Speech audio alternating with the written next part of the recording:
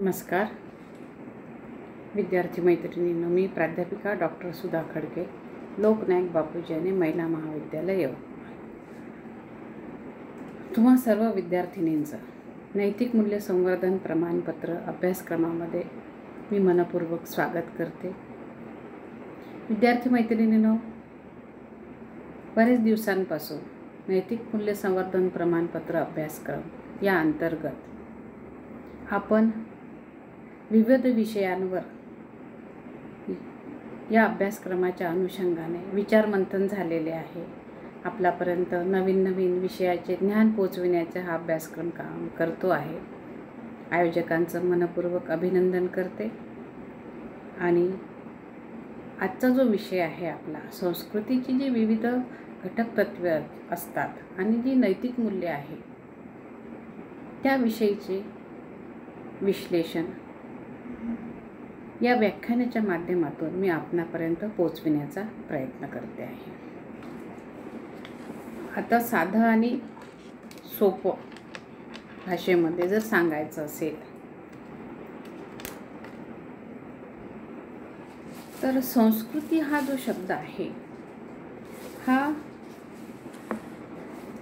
रोजच्या दैनंदिन भाषेमध्ये आपण वापरत असतो. मग तो शब्द सुशिक्षित लोकच वापरतात किंवा अशिक्षित लोकच वापरतात हा विषय नाही आहे विद्यार्थी मैत्रिणींनो. पण संस्कृती ही शिक्षित असो अशिक्षित असो, दऱ्याखोऱ्यात राहणाऱ्या व्यक्ती असो, या सर्वांच्याच रोजच्या बोलीभाषेमध्ये वापरीमधला आणि असा कोणताही समाज नाही भारत देशामध्ये की तिथे संस्कृतीचे अस्तित्व नाही. आता वातावरणाचा मानवनिर्मित भाग म्हणजे आपण संस्कृती होय असे म्हणतो. हॅरी जॉन्सन या विचारवंतांनी असं म्हटलं आहे की अनेक घटकांचा समावेश हा संस्कृतीमध्ये होतो.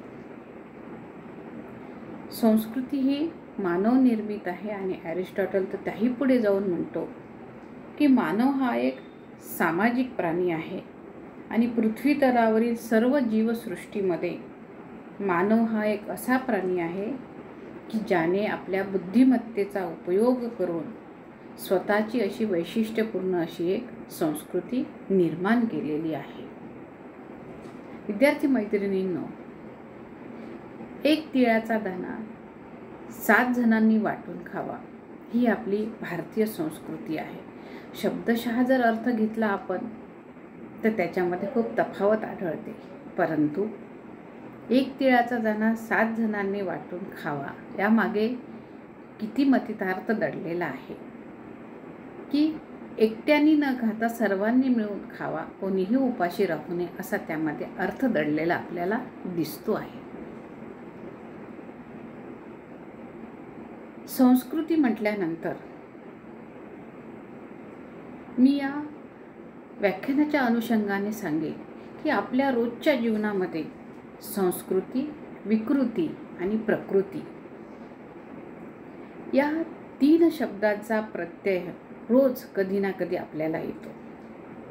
मी काय म्हटलं? प्रकृती, विकृती आणि संस्कृती. आता विद्यार्थी मैत्रिणींनो, प्रकृती काय सांगते आपल्याला? प्रकृती सांगते की मला जर भूक लागलेली आहे आणि माझ्याजवळ जर एक भाकरी आहे तर मला भूक लागलेली आहे, माझ्याजवळ एक भाकरी आहे तर मी माझी एक भाकरी खाऊन माझी भूक शमवायला पाहिजे. ही म्हणजे झाली प्रकृती. आता विकृती म्हणजे काय? तर विकृती म्हणजे मला सपाटून भूक लागलेली आहे आणि समोरच्या व्यक्तीजवळ एक भाकरी आहे आणि मला माहिती आहे की त्याच्याजवळ एक भाकरी आहे, तर मला भूक लागलेली आहे सपाटून, मी त्याचं लक्ष नसताना किंवा त्याचं लक्ष असताना सुद्धा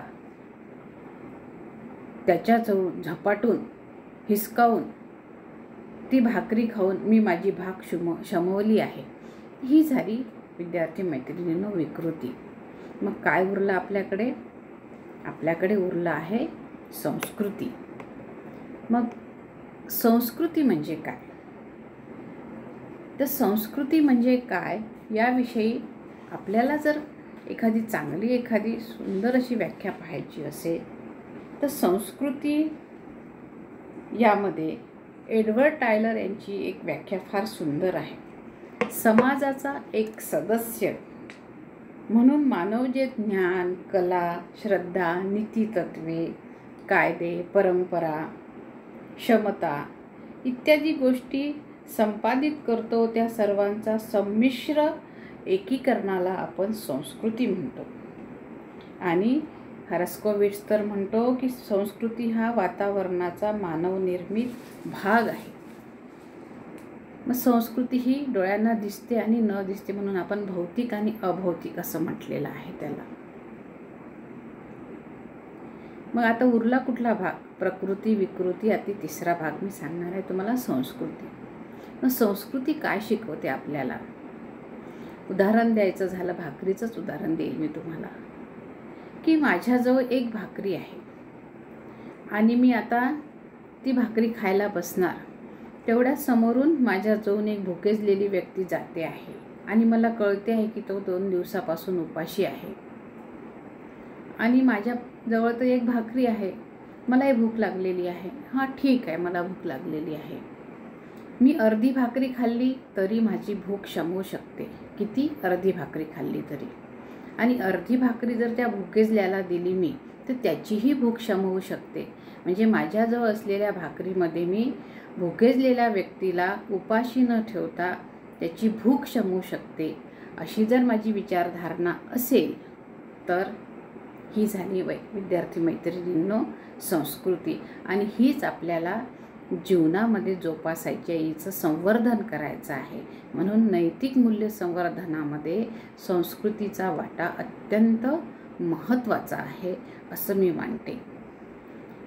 आपण रोजच्या जीवनामध्ये संस्कृतीचे अनेक उदाहरणे बघतो की संस्कृती काय शिकवते आपल्याला, चांगलं काय आहे, वाईट काय आहे, काय करू नये, काय करावं, चोरी करावी की चोरी करू नये. म्हणून लहानपणापासून आपलं व्यक्तिमत्व घडवण्यामध्ये संस्कार म्हणजेच संस्कृती हिचा फार मोठा वाटा असतो. म्हणून नैतिक मूल्य या शब्दामध्ये खूप मोठा अर्थ दडलेला आहे विद्यार्थी मैत्रिणींनो, की हे नैतिक मूल्य जेव्हा ढासळल्या जातात तेव्हा संस्कृतीचे जे काही आपण घटक तत्त्वे जीवनामध्ये अवलंबतो त्याला कुठेतरी धक्का बसतो आणि आपलं नैतिक मूल्य ढासळते. म्हणून संस्कृतीची घटक तत्त्वे आणि नैतिक मूल्य याचा खूप जवळचा संबंध आहे. रोजच्या जीवनामध्ये आपण बघतो की नैतिक मूल्याला एक वेगळं वळण लागलेलं आहे, त्याला अश्लीलतेचं वळण लागलेलं आहे. म्हणून संस्कृतीची आपल्याला घट्ट पकडून ठेवते, चांगलं काय आहे, वाईट काय आहे हे शिकवते. जसं तुम्ही बालपणी कुटुंबामध्ये राहता, आई वडील लहानाचं मोठं करतात, तेव्हा कुटुंबाची तिथपर्यंतची जबाबदारी खूप मोठी असते. मूल थोडं मोठं झालं की त्याला शाळेमध्ये टाकतात. शाळेमध्ये शिक्षकाची जबाबदारी वाढते. म्हणजे कुटुंब आणि शाळा हे संस्कृती संवर्धनाचं केंद्र आहे असं मी नेहमीच मानते. मी असं का म्हणते तर हे दोन्ही घटक ही संस्कृतीची जतन करण्याचं खूप मोठं कार्य करत असते. एक उदाहरण द्यायचं झालं असेल तर मी माझ्या समाजशास्त्राच्या विद्यार्थिनींना नेहमी देते कुटुंब शिकवताना की त्या मुलाला शाळेत टाकल्यानंतर आपली जबाबदारी संपली असं आईवडिलांनी समजू नये. जसं ते मूल शाळेत जातं आणि त्याला नवीन नवीन वस्तूंची आवड असते. आता तर अलीकडे 2.5 आणि 2 वर्षाची मुलं शाळेत जायला लागलेले आहेत, तर त्यांच्यामध्ये एक उत्सुकता असते. वॉटर बॅग नवीन, दप्तर नवीन, युनिफॉर्म नवीन, कंपास नवीन, असं नवीन नवीन टिफिनमधल्या वस्तू याचं एक आकर्षण असते त्यांना. म्हणून चांगलं आणि वाईट हे संस्काराच्या माध्यमातून जरी शिकत असेल तरी नैतिक मूल्य जोपासणं हे सुद्धा तितकंच महत्त्वाचं आहे. तर कसं? मुलगा शाळेत जायला लागतो, बालक समजा, आणि त्याला खूप असं झगझगाट छान छान वस्तू दिसतात. जर आपल्या मुलांनी एखाद्या वेळेस शाळेतल्या एका मित्राच्या दप्तरातून कंपास म्हणा, टिफिन बॉक्स म्हणा चोरून घरी आणला असेल आणि आनंदाने आईला तो दाखवत असेल की आई आई मी एका मित्राच्या दप्तरातून ही वस्तू आणलेली आहे, आणि आईने जर म्हटलं त्याला की अरे वाह छान छान, आज तू कंपास आणला, टिफिन आणला, उद्या त्याच्या दप्तरातली एखादी चांगली वस्तू घेऊन ये, त्या मुलावर काय परिणाम हो? कारण बालक हे काय असतं, एक मातीचा गोळा असतो. आपण जसा आकार दिला तसं ते घडतं. म्हणून त्याला आकार देण्याचं काम हे कुटुंबाप्रमाणे शिक्षकाचंही असते. शिक्षकांच्या लक्षात आलं की यांनी चोरी केली तर आपण त्याला शिक्षा करून सांगू शकतो की हे चूक आहे, असं करू नये, तुला माफ केल्या जाईल. पण आईवडिलांनी जर त्याच्यावर पांघरून घातलं तर त्या मुलाला असं वाटेल की मी जे काही करतो आहे ते खूप चांगलं आहे. म्हणून अशा वेळेस त्या कुटुंबातील आईने शाळेत जाऊन सगळ्यांच्या समोर त्या आपल्या मुलाला उभं केलं आणि सांगितलं की अरे आणि हा कंपास आणला, हा टिफिन आणला चोरून, हा कुणाचा आहे. समोरच्या मुलांनी सांगितलं की हा माझा आहे. हे बघ बेटा, आता यावेळी याला कळलं नाही की ही चोरी करू नये वगैरे, तर मी याला समजावून सांगितलं, हा याच्यानंतर खोटा बोलणार नाही, कुणाची वस्तू चोरणार नाही आणि सांगेल की मी याच्यानंतर असं काम करणार नाही. ती त्याच्या जीवनातली जी काही शिस्त आहे ती जर तिथेच लावल्या गेली तर ती व्यक्ती, तो मुलगा पुन्हा चोरी करण्याचं धाडस करणार नाही. त्याला एक धडा दिला जातो. म्हणून कुटुंब आणि शाळा हे संस्कृती संवर्धनाचं एक केंद्र आहे आणि यातूनच आपण उत्तम नागरिक घडवत असतो, असं मला या ठिकाणी सांगावंसं वाटतं.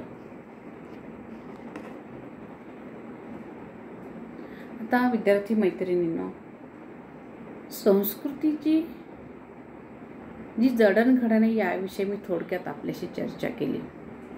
आता संस्कृतीची काही महत्त्वाची घटक तत्व आहे. तुमच्या पुढे एक PPT दाखवलेली आहे किंवा तुम्हाला दिसतही असेल. त्याच्यामध्ये ज्ञान, विश्वास, मूल्ये, प्रमाणके, चिन्हे, संकेत. तर त्याच्यामध्ये मी एक चिन्ह दाखवले, म्हणजे चित्राच्या माध्यमातून तुम्हाला ती लवकर समजावी म्हणून ही PPT दाखवते आहे. त्याच्यामध्ये तुम्हाला काय लक्षात येतं? ज्ञान हे संस्कृतीचं घटक तत्व आहे असं मी म्हटलेलं आहे. विश्वास हे सुद्धा संस्कृतीचं घटक तत्व आहे. मूल्येसुद्धा संस्कृतीची घटक तत्वे आहे. प्रमाणके सुद्धा संस्कृतीचं घटक तत्व आहे.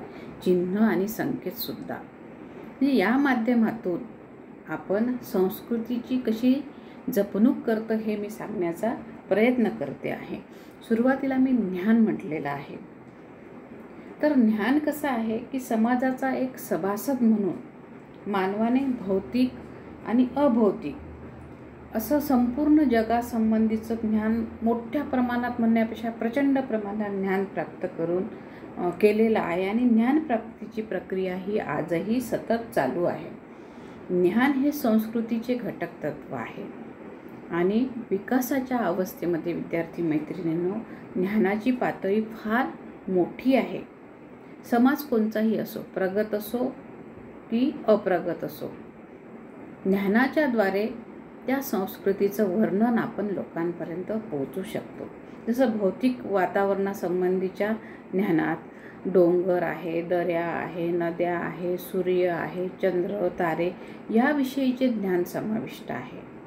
आणि या सामाजिक विश्वासासंबंधीच्या ज्ञानात मानवी समाजाचं खूप मोठं मोलाचं योगदान आहे. म्हणून अप्रगत असो की प्रगत असो, कोणत्याही समाजात ज्ञानप्राप्तीची प्रक्रिया सुरू असते आणि या ज्ञानप्राप्तीमुळे समाधानी आणि सफल जीवन जगण्याला एक शाश्वती मिळते आणि एक सफल जीवन जगण्याची आपल्याला प्राप्ती मिळते. त्यामुळे ज्ञान हा संस्कृतीचे जतन करण्याचं एक महत्त्वाचं घटक तत्व आहे असं मला वाटतं. विश्वासाबद्दल बोलायचं झालं तर विद्यार्थी मैत्रिणींनो, आजही जग विश्वासावर सुरूच आहे. आजही जग विश्वासावर सुरू आहे म्हणजे कसं? विश्वासाबद्दल उदाहरण द्यायचं झालं तर गंगाजल हे पवित्र आहे असा एक आपल्या भारतीय संस्कृतीमध्ये विश्वास आहे. काय म्हटलं मी? गंगाजल पवित्र आहे. मी याबाबत एक उदाहरण देईल तुम्हाला की गंगाजल पवित्र आहे हा विश्वास आहे. आता गंगाजल म्हणजे काय असतं? पाणीच असतं विद्यार्थी मैत्रिणींनो.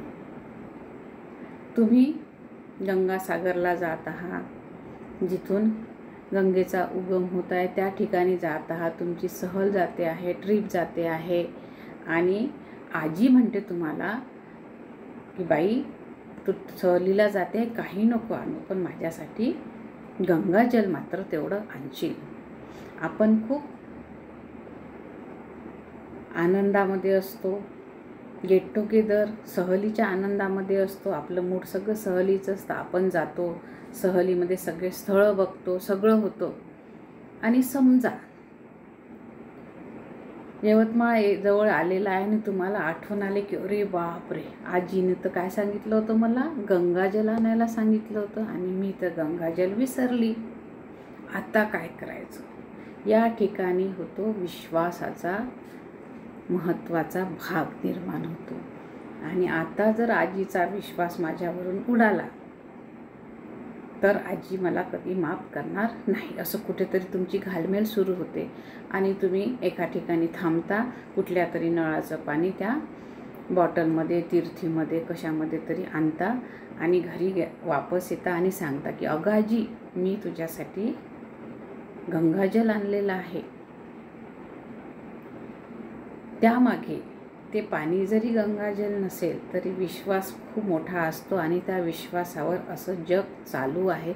आणि ते साधं पाणी गंगाजल म्हणून त्या विश्वासाने ती आजी वापरत असेल तर हाही एक सांस्कृतिक ठेवाच आहे असं मला वाटतं.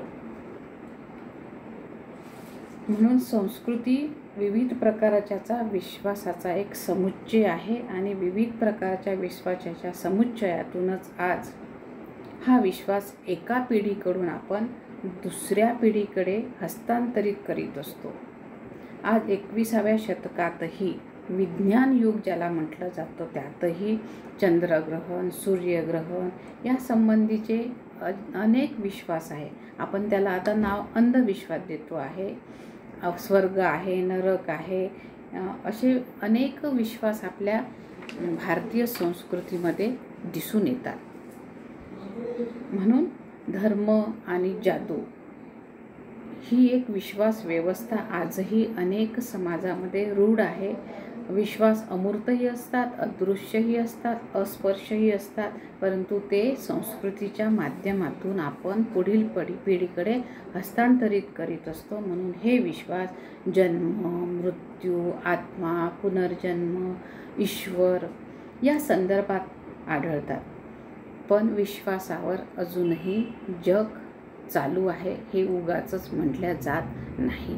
म्हणून संस्कृतीचं एक घटक तत्व आहे, त्यातलाच हा विश्वास हा एक घटक तत्वाचा भाग आहे. त्यानंतर तुमच्या पुढे दिसते आहे मूल्ये.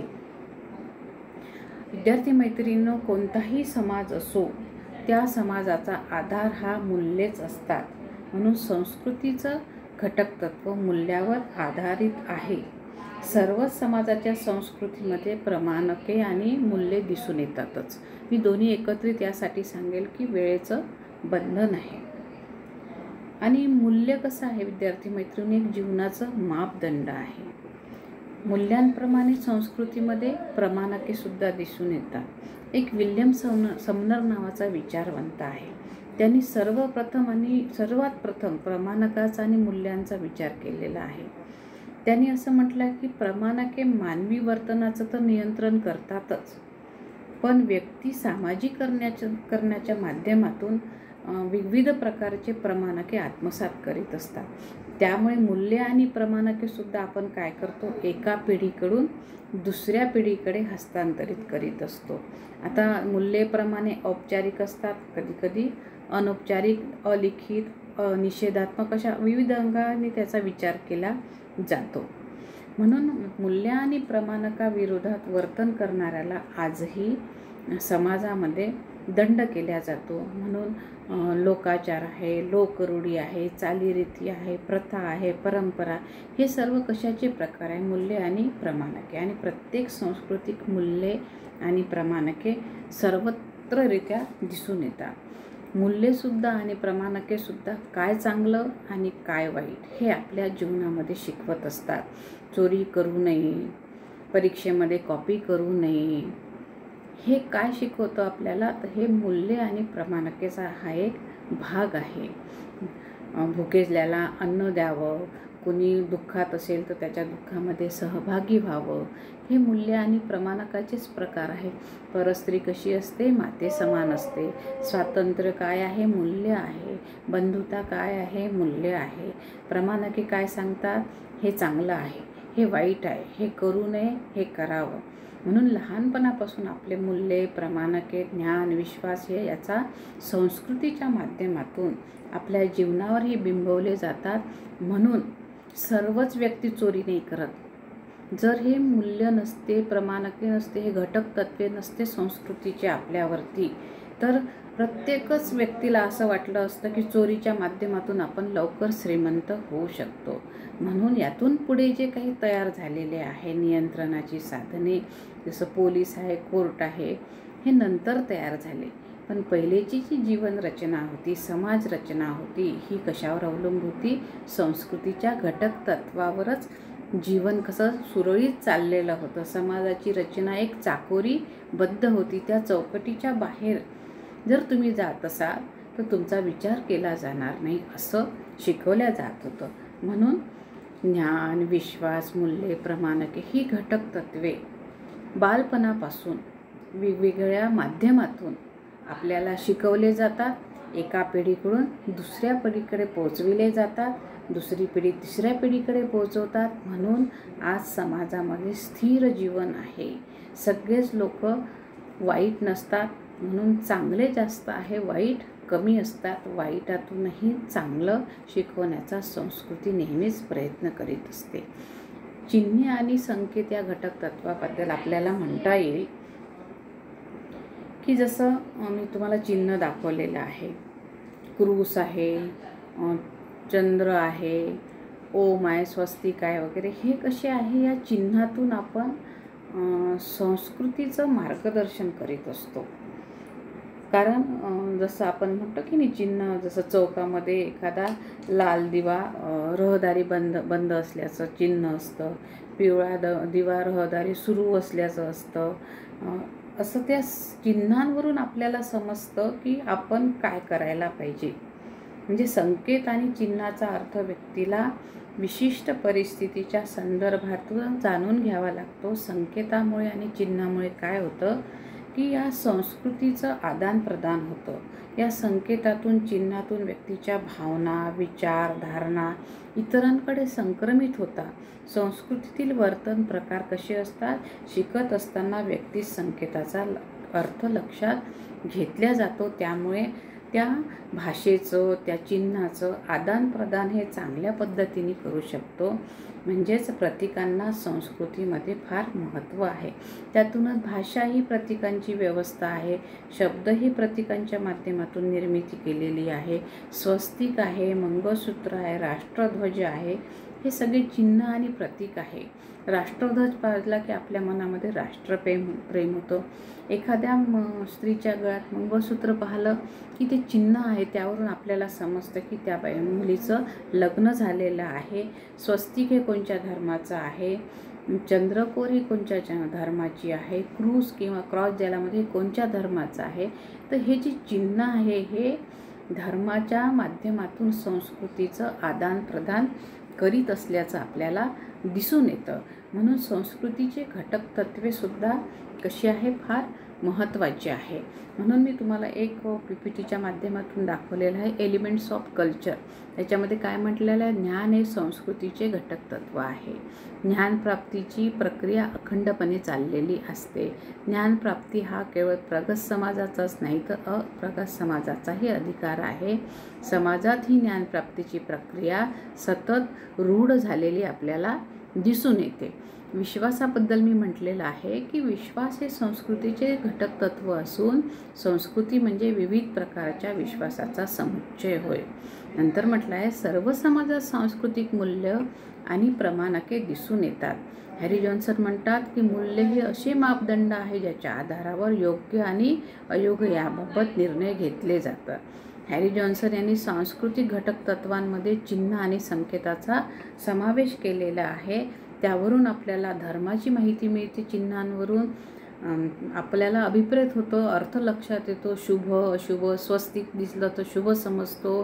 म्हणजे चिन्हांवरून आपण ते हे करतो. जसं आजही विज्ञान युग निर्माण झालेलं असलं विद्यार्थी मैत्रिणींनो, की पहिले बैलगाडी जरी घेतली तरीही तिचं आपण नारळ फोडून पूजा करून त्या गाडीची पूजा करत असू. आज विज्ञान युग आहे, 21वे युग जरी सुरू झालेलं असलं आणि तांत्रिक युग सुरू झालं असले तरी चारचाकी गाडी जेव्हा घेतो आपण तेव्हाही पद्धती तीच असते. नारळ फोडणे, पूजा करणे, आरती ओवाळणे हीच पद्धत आहे. म्हणजे बैलगाडीला ज्या पद्धतीने आपण महत्त्व होतं ते चारचाकीला आहे. पण आपले मूल्य, प्रथा, परंपरा, विश्वास आजही संस्कृतीच्या माध्यमातून आपण जतन करत आहोत. म्हणून आपली नैतिक मूल्ये ढासळत नाही आहे. जी ढासळत आहे ती आता कमी करण्याचा आपण आपल्या माध्यमातून प्रयत्न करायला पाहिजे. आपण पुढाकार घ्यायला पाहिजे. अशा पद्धतीने संस्कृतीची विविध प्रांतातून, विविध माध्यमातून, विविध चिन्हांद्वारे आपण आदानप्रदान करू शकतो आणि त्या माध्यमातून आपल्याला आजही संस्कृतीचं जतन करण्याची एक संधी मिळते आहे. तर अशा पद्धतीने संस्कृतीचे विविध घटक तत्वे आणि नैतिक मूल्य आपल्या रोजच्या जीवनामध्ये कशी महत्त्वाची आहे. म्हणून संस्कृतीच्या घटक तत्वाच्या माध्यमातून आपल्या जीवनामध्ये जे चांगले बदल होत आहे त्यासाठी संस्कृती ही खूप महत्त्वाची आहे. म्हणून आपणही चांगली नीतिमूल्ये एका पिढीकडून दुसऱ्या पिढीकडे नक्कीच हस्तांतरित करू अशी मला आशा वाटते. या अभ्यासक्रमाच्या माध्यमातून आपल्याशी या विषयावर संवाद साधण्याची एक संधी मिळाली त्याबद्दल आयोजकांचे आभार मानते. आणि तुम्ही जो नैतिक मूल्य संवर्धन प्रमाणपत्र अभ्यासक्रम जॉईन केलेला आहे तुमचं अभिनंदन करते. आणि आजचा जो विषय होता संस्कृती, घटक तत्वे आणि नैतिक मूल्ये हे तुमच्यापर्यंत काही तुटक्या मुटक्या भाषेमध्ये पोहोचवण्याचा मी प्रयत्न केलेला आहे. ज्ञान, विश्वास, मूल्य याविषयीही माहिती देण्याचा प्रयत्न केलेला आहे. त्याचे थोडंसं विश्लेषण करून सांगण्याचा प्रयत्न केलेला आहे. आणि सर्वांनी या घटक तत्वांचा, छोट्या छोट्या गोष्टींचा आपल्या जीवनामध्ये, आचरणामध्ये यातले वर्तन आणावे आणि अशा पद्धतीने उत्तम संस्कृती ही जी तत्वे आहे ती आपल्यापासून दुसऱ्यांकडे पोहोचवण्याचा निश्चित प्रयत्न करावा असं मी तुम्हाला एक प्रकारे या माध्यमातून सांगते. आणि आपण याचे पालन कराल याबद्दल खात्री आहे. तर आजच्या ऑनलाईन तासिकेमध्ये इथेच थांबते. आयोजकांनी मला माझे विचार मांडण्याची संधी दिली त्याबद्दल आयोजकांचे धन्यवाद. Thank you very much.